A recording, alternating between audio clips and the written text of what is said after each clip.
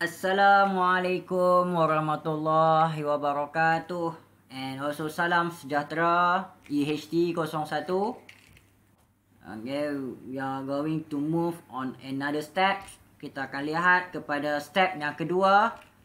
Right after we learn about the first step, iaitu isolation, we move forward to the second step yang kita namakan dia sebagai cut.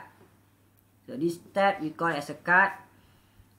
Dinamakan step ni sebagai cut because dia melibatkan sistem bagaimana kita memotong DNA. So both gene of interest, highlight gene of interest, and also plasmid, highlight plasmid. Jadi kedua-duanya ya. Both gene of interest and plasmid are cut by the same restriction enzyme.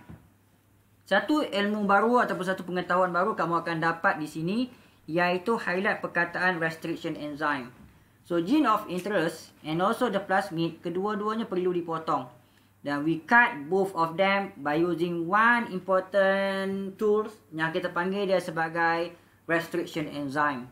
Restriction enzyme adalah enzim yang diperlukan untuk cut the gene of interest and plasmid. So, both target DNA. Selepas kita potong gene of interest tu, maka kita panggil dia sebagai target DNA. So, both target DNA and plasmid has complementary sticky end. So, highlight perkataan complementary sticky end. Jadi, kita tengok bagaimana kaedah pemotongan dia sehingga dia menghasilkan sticky end. Pasti kamu pun tertanya-tanya di manakah sticky end tersebut. Ini adalah bacterial plasmid. Masih ingat lagi kita ada selectable marker gene iaitu AMPR, ampicillin resistant gene. Ada dalam sepanjang DNA plasmid ini, terdapat satu bahagian penting yang kita panggil sebagai restriction site. Restriction site ini adalah satu bahagian di mana perlu untuk kita potong dia menggunakan restriction enzyme. So, apabila kita potong restriction site ini menggunakan restriction enzyme, maka dia akan menghasilkan sticky end.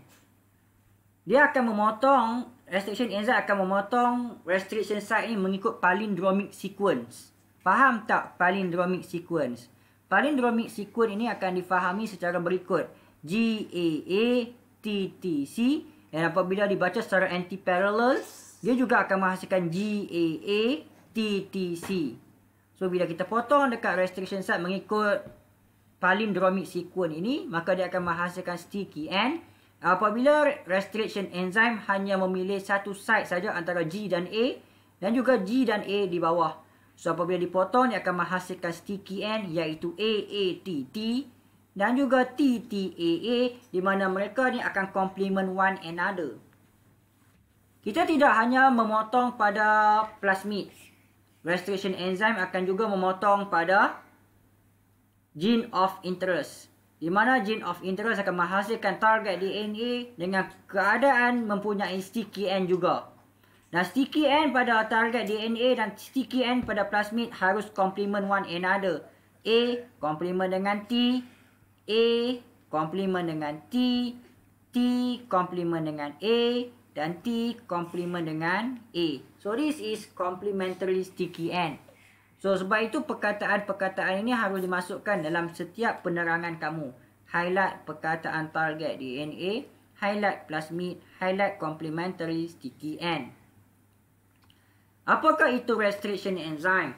Restriction enzyme is an enzyme that cut DNA molecule on their specific location on the restriction site.